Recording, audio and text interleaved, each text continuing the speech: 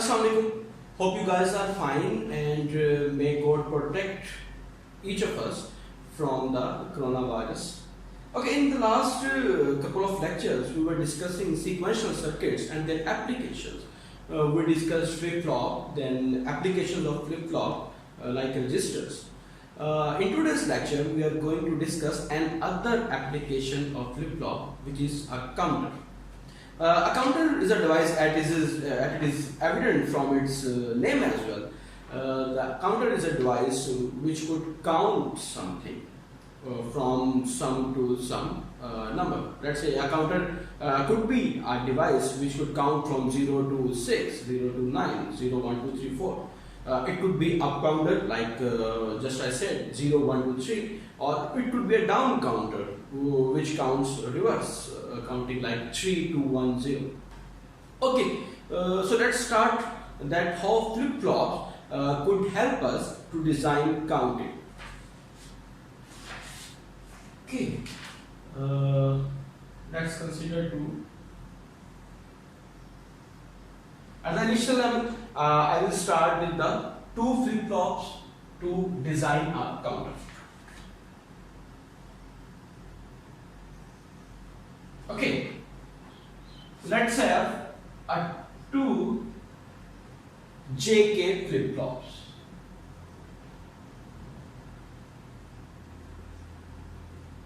Okay, output is Q. Okay, output of one is QA and the other is QB. Okay, and in this lecture we will discuss or we will consider negative edge trigger clock.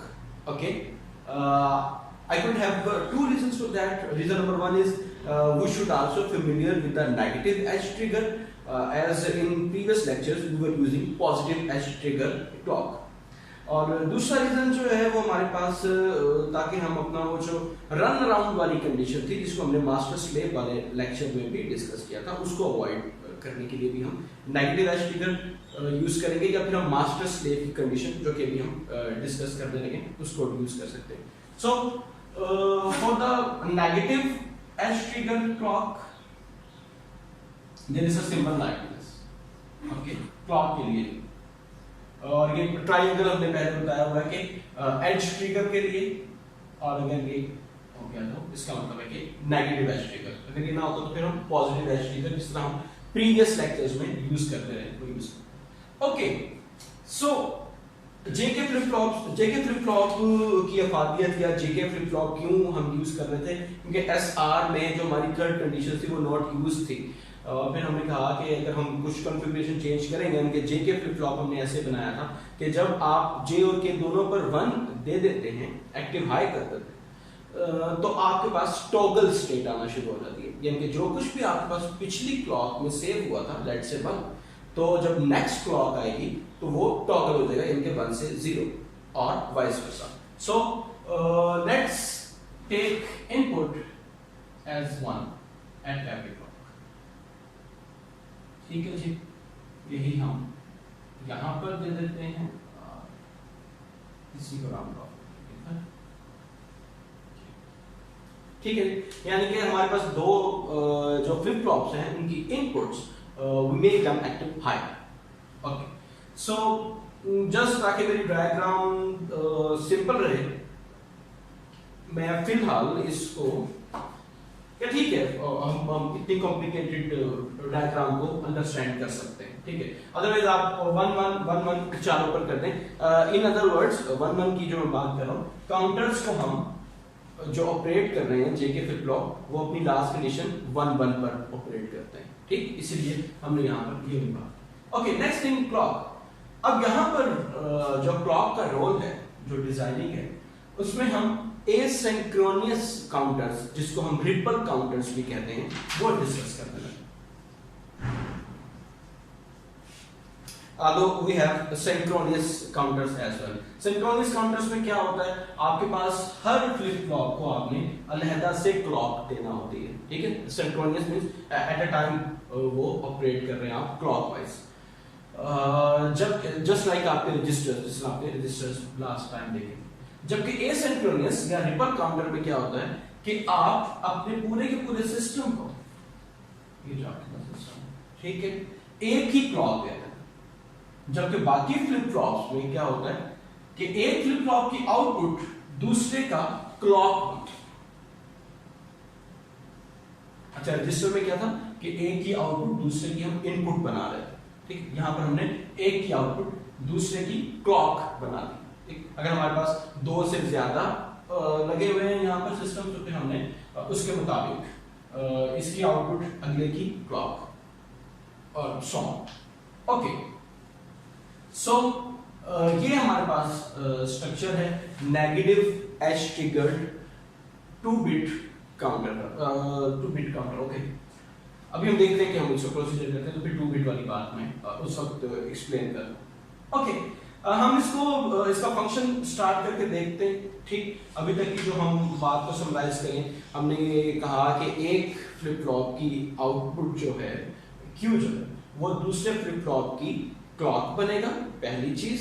दूसरी चीज कि जे के flip flop की property जिसमें हम कहते थे toggling होगी, कि अगर दोनों इनपुट्स 1 हो जाए आपकी, तो फिर आपकी आउटपुट टॉगल होती रहेगी हर क्लॉक पर। ये दो काम अभी तक हमने किए हैं जो कि याद रखने वाले हैं। अब इन दो कामों की बेस पर हमारी आउटपुट क्या आएगी वो देखते हैं, या इस स्ट्रक्चर का फंक्शन कैसे होगा। ओके, सो आउटपुट जो हम ले रहे हैं वो हम लेंगे एक तो की पेपर और दूसरी आउटपुट लेंगे क्यूबिक। जो जैसे जैसे आप फॉरवर्ड फ्लिप फ्लॉप्स में करेंगे वो आपका MSB बनना शुरू हो जाएगा, यानी कि for 2 flip flops this is my MSB, यानी कि जो आउटपुट इसकी बनेगी वो मेरी MSB हो जाएगी और जो आउटपुट इसकी होगी वो LSB हो जाएगी, ठीक है। क्लॉक QP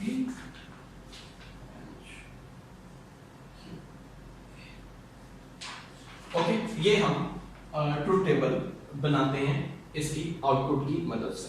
सो हमारे पास जो स्ट्रक्चर बन गई,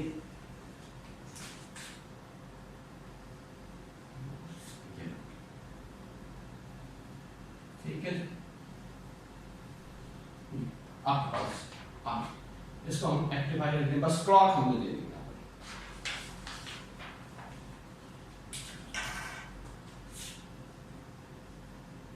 ठीक, तो हमारे इस डिवाइस जिसको हम काउंटर कह रहे हैं, इसमें एक्सटर्नल क्लॉक एक फ्लिप फ्लॉप को जो हमारा LSB के तौर पे काम कर रहा है, या जो हमारा पहला फ्लिप फ्लॉप है, सिर्फ उसको आपने एक्सटर्नली ट्रिगर करना है।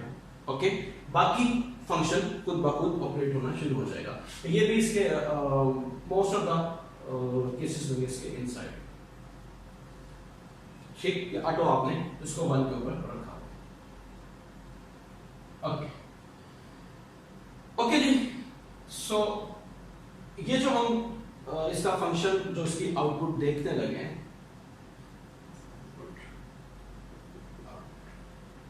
इसको हम वेव फॉर्म की मदद से या जो क्लॉक के साइकिल्स हैं उसकी मदद से देखने की कोशिश करते हैं, राइट। तो सबसे पहले मैं इनपुट क्लॉक बनाता हूं यहां।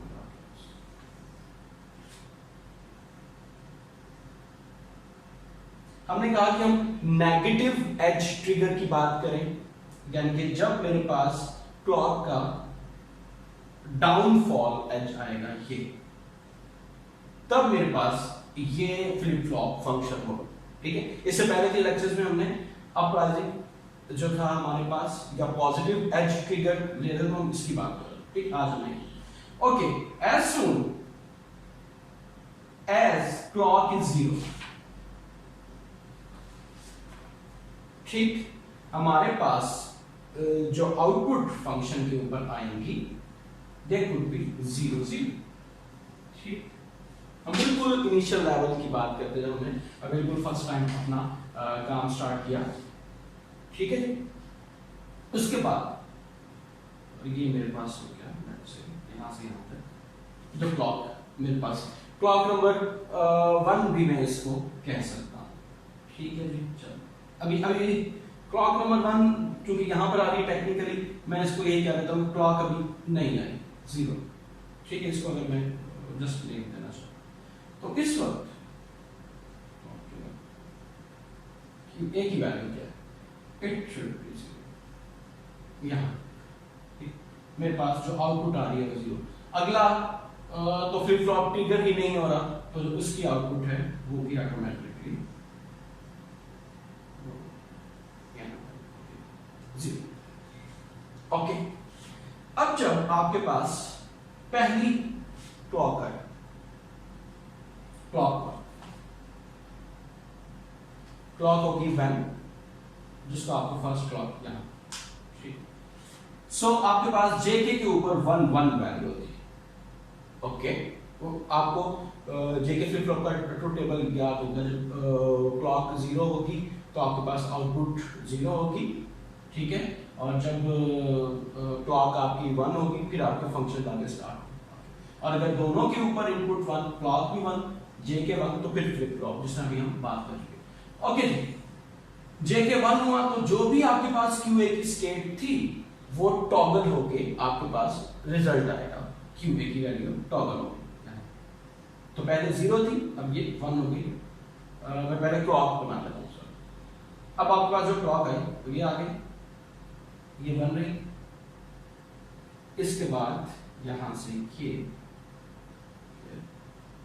अप डाउन एज इसका स्टार्ट होगा, यानी कि नेक्स्ट क्लॉक आपकी यहां पर आनी है। तब तक यहां से यहां तक जो भी स्टेट्स आपकी बनी थी वो वैसे की वैसे रही। ये इनकी क्यू ऑफ ए की वैल्यू 1 रही, ठीक। अब हम देखते हैं क्यू ऑफ बी, यानी कि जो हमारी एम एस। ओके, यहां पर बेस को 1 कर, राइट। चूंकि इसको क्लॉक अभी मिली ही नहीं, इस वाली क्लॉक पर क्यू ए ने इनपुट दिए, ओके। इसको भी क्लॉक नहीं मिली, इसको क्लॉक ये क्यू ए वाली अगली दफा ये अज्यूम करेगा, ये इसको इमेजिन करेगा कि भी अच्छा अब मुझे क्लॉक मिली है। अभी जो पहली क्लॉक थी, ठीक, उसके बाद यहां पे तो क्लॉक खत्म होगी ना। अब तो ये जो क्लॉक है तो 0 की क्लॉक हो गई।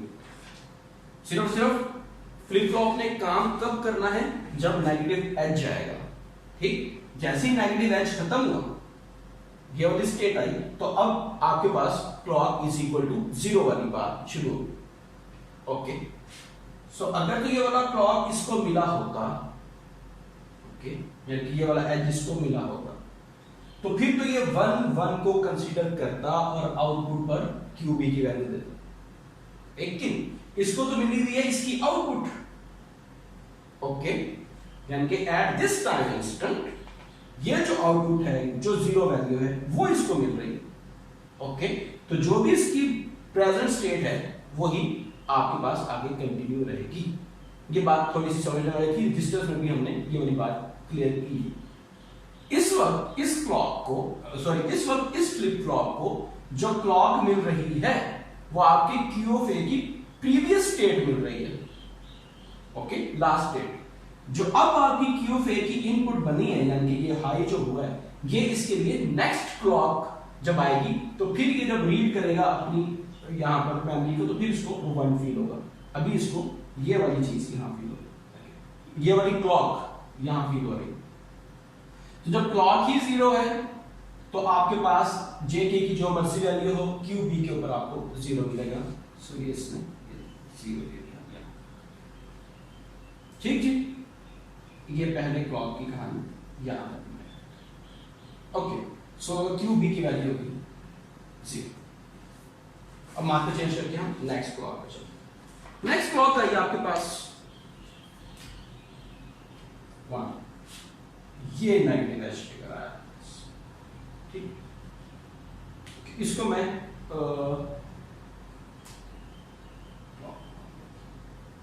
ठीक, अच्छा। अब आपके पास नेक्स्ट क्लॉक आई जो कि यहां लग जाए, फिर नेक्स्ट क्लॉक आगे, ओके। अब इसके लिए जब आपके पास नेक्स्ट क्लॉक आएगी, अगेन ट्रिगर आप करेंगे, तो जो कुछ भी आपके पास स्टोर्ड वैल्यू थी जे के 1 1 होने के बावजूद के बाद, यानी कि 1, वो हो जाएगी टॉगल, ठीक, अकॉर्डिंग टू ट्रुथ टेबल। सो यहां पर मेरे पास 1 था, 1 टॉगल हो गया, जीरो, एक्टिव लो हो गया। और अब for rest of the clock ये जीरो रहेगा। ठीक जी, ये हम कहानी चला रहे हैं अपनी सेकंड जो हमारी क्लॉक थी। ओवरऑल अगर हम सिंपल गिनती की बात करें तो अब ये हमारे पास एक और ये दो, दूसरी क्लॉक आई, पहले क्लॉक थी इसी 0 1 और ये 2। और इस केस में आपके पास Q ऑफ A की वैल्यू आ गई थी, राइट? हाँ जी। अब Q ऑफ B यानी कि JK की वैल्यू तो 1 ही है। अब जो क्लॉक थी वो इसको प्रीवियस हाई मिली। इस फ्लिप फ्लॉप को जो क्लॉक मिली वो जो आपके पास लास्ट क्लॉक की आउटपुट थी यानी कि एक्टिव हाई 1, वो अब इसको मिल रही है और ये अपने आप को टॉगल करेगा। पहले ये जीरो वैल्यू थी, टॉगल करके ये हो गया मींस 1। ओके, अब हम चलते हैं अपनी नेक्स्ट क्लॉक। फिर आपके पास ये डाउनफॉल, एक और क्लॉक आई। इस क्लॉक ने क्या किया, 1 1 JK 1 1 है, इनपुट की वैल्यू 1 1 है, तो जो कुछ भी Q फे की वैल्यू थी उसको टॉगल करके यहां पर कर। अब 1 1 सॉरी ये थी एक्टिव लो, इसलिए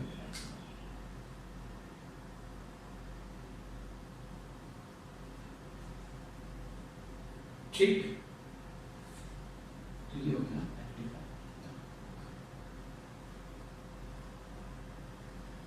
दिस इज माय ओके। जबकि अब आपके सेकंड फ्लिप फ्लॉप को इसकी क्लॉक जो थी वो क्या होगी, जो लास्ट साइकिल में आपकी Q ऑफ A की आउटपुट थी और आउटपुट थी 0, तो इसकी जो क्लॉक बनी वो 0। जब क्लॉक 0 है तो जो कुछ मर्जी इनपुट पर रहे QB की वैल्यू वही होगी जो इससे प्रीवियस केस था, ठीक? यानी Q of n plus 1 is equal to Q of n previous state थी आई। तो अब जो अगली क्लॉक इज 1। ओके, ठीक। अच्छा, अब अगर मैं अगली क्लॉक चलाता हूं, अगली क्लॉक को लेके आता हूं, मैंने इसको शॉर्ट कर दिया था। क्लॉक का, फ्रीक्वेंसी का और टाइम पीरियड का भी बहुत सेंसिटिव रिलेशन है जो कि फिलहाल अभी हमारे स्कोप में नहीं है, लेकिन आपको फॉर हायर क्लासेस ये भी चीजें देखना होगी। खैर हम जस्ट वैसे बात करें। ओके, सो जब आपके पास नेक्स्ट डाउनफॉल आएगा ये ट्रिगर होकर 0 हो जाएगा, ठीक? सिमिलरली इसको जो हमारे पास दूसरा था इसको क्या वैल्यू मिलेगी, जो प्रीवियस की वैल्यू थी यानी इस क्लॉक की, ये 0। सो ये दोबारा से 0। अगेन आपके पास ये 0 0 कंडीशन हो गई, ठीक? यानी कि अब मैंने क्लॉक दी, अगली क्लॉक फ्लिप फ्लॉप नंबर 1 को, तो जो कुछ भी वैल्यू थी यहां पर वो टॉगल वैल्यू थी 1 हाई थी, वो होगी टॉगल, और मेरे पास आउटपुट आ गई Q ऑफ A की वैल्यू 0। नेक्स्ट क्लॉक पर 0 और 0, ठीक? अच्छा जी, अब इसकी बारी क्या है, इसको मिलना चाहिए पिछली क्लॉक, तो इसको मिलेगी पिछली क्लॉक, जो पिछली क्लॉक की आउटपुट थी वो थी हायर। ओके, हाई आउटपुट आने का मतलब ये है कि जो कुछ भी वैल्यू यहां होगी वो टॉगल होगी, वैल्यू थी अगेन हाई तो वो टॉगल हो गई लो, 0। ठीक? अगर मैं अगला क्लॉक देता हूं, ठीक है जी, अगली क्लॉक इसको मिलेगी 1, जो भी इसकी आउटपुट थी यानी लो वो हो जाएगी हाई। लेकिन इस वाले केस में कौन सी इसको आउटपुट मिलेगी, जो पिछले साइकिल में थी, ये 0, तो ये एक्टिव नहीं होगा, इसका आउटपुट वही 0, इसका आउटपुट 0। ओके, अब ये रुक जाते हैं। अगर बोर्ड पर जगह होती तो मैं अगली साइकिल चलाता तो आपको नजर आता ये 1 0, होल्ड ऑन, आप रिपीट करना शुरू हो गए। ठीक, अब जितनी भी आप अगली क्लॉक्स देंगे आप दोबारा से जो आपने प्रीवियस स्टेट बनाई थी 0 1 2 3, ओ ये वाली बात शायद मैं बताना भूल गया कि जब आपकी आउटपुट बनेगी 2 बिट्स आएंगी, तो 2 बिट्स ये कॉरेस्पॉन्ड कर रही हैं 0 को, ये आपकी बाइनरी का क्या और आपके डेसिमल का क्या बन गया 1, ये क्या बन गया 2, ये क्या बन गया 3। ठीक, अगली क्लॉक आई फिर 0 1 2 3 0 1 2 3 0 1 2 3, so you are counting from 0 to 3 0 1 2 3। In other words ये आपका 2 फ्लिप फ्लॉप्स पर मुश्तमिल डिवाइस 0 से 3 तक काउंटिंग करने की सलाहियत रखता है। ठीक, अगर आपको 8 तक काउंटिंग करनी है तो क्या करेंगे, आप एक और फ्लिप फ्लॉप यहां से लगा देंगे। ठीक, 2 raised power 3 is equal to 8, तो अब आप 0 से 7 तक काउंटिंग करेंगे, 0 1 2 3 4 5 6 7। नेक्स्ट क्लॉक जब आएगी तो आप 0 पर वापस चले जाएंगे और फिर 0 से 7 तक। In the same fashion, if you have to design any number of bits counter, for example, if you are required to design a 4-bit counter, then what will you do? You will simply choose 1 2 3 4 JK flip-flops. Output of one will be the clock of the other, output of the other will be clock of the next one, output of the third one will be the clock of the fourth one. And you have to be careful that the fourth counter, fourth flip-flop should be your MSB, okay, and the first will be your LSB, okay। तो जो आपके पास truth table बनेगा वो आपको 0 से 15 तक ले जाएगा, okay। I would like to invite you to design and practice on the 3-bit and 4-bit counters, okay। So that was the story behind up counter. हमारे पास जो काउंटर्स हैं जो हमारे पास गिनती हो सकती है, सामने इंट्रोडक्शन में बात की कि या तो आप हाई साइड पे जा सकते हैं असेंडिंग पर या डिसेंडिंग पर, 0 1 2 3 4 5 या 5 4 3 2 1। सो ये जो स्टोरी थी ये हमें अप काउंटर की बात बता रहा है। सो अगर मुझे डाउन काउंटर चाहिए हो, यानी कि मुझे 3 2 1 0 चाहिए हो, तो फिर मैं क्या करूँगा, ओके। अगर क्लास होती तो यहाँ पर हम डिटेल में आप लोगों से क्वेश्चंस करके आप लोगों से उगलवाते कि हमें क्या करना चाहिए। तो अब यहाँ पर हमें टाइम की भी लिमिटेशंस हैं, so let me relieve and reveal के आपके पास जो फ्लिप फ्लॉप्स हैं वहां पर हर फ्लिप फ्लॉप की 2 आउटपुट्स रखी गई हैं। अभी तक मुझे खुद बताते खुद ये कंफ्यूजन रही कि हम ये क्यों लेते हैं या क्यों भी कंप्लीमेंट की क्या जरूरत है। हम एक जगह से आउटपुट ले रहे हैं बस, ठीक। यहां पर हमें पहला जवाब मिल सकता है कि अगर आपके पास दूसरी आउटपुट भी है तो बजाय इसके कि आप आउटपुट ये जो आपने LSB ली है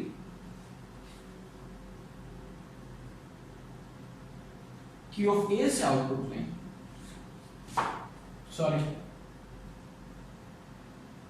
बजाय इसके कि आप आउटपुट Q of A से लें, आप आउटपुट Q कंप्लीमेंट से लें।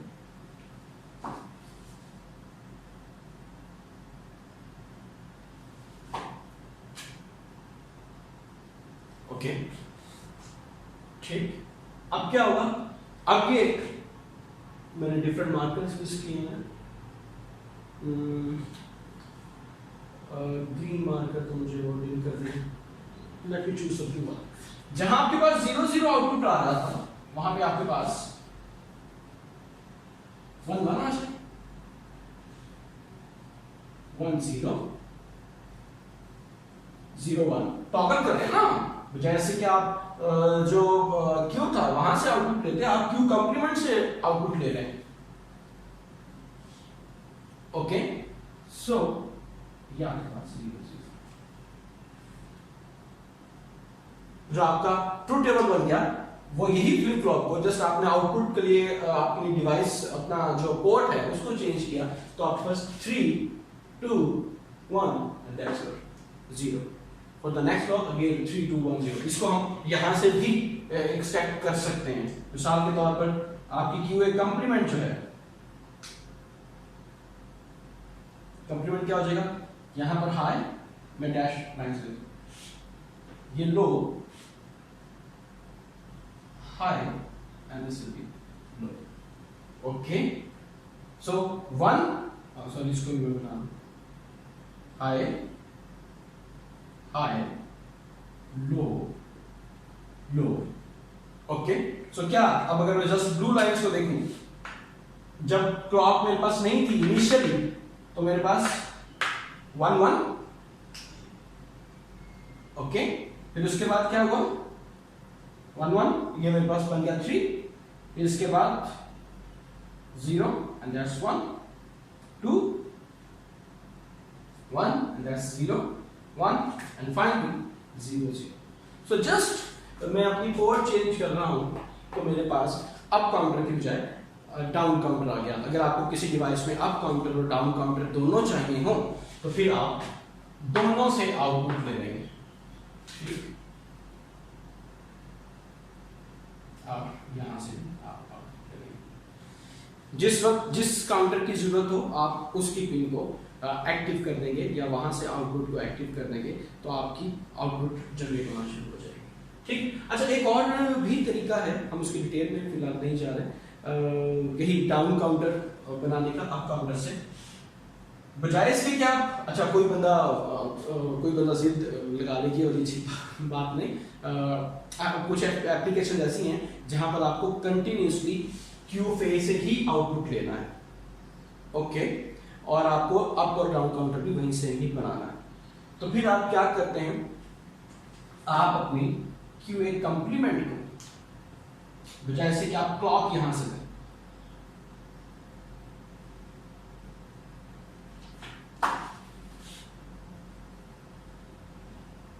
आउटपुट मुझे यहां से नहीं देना।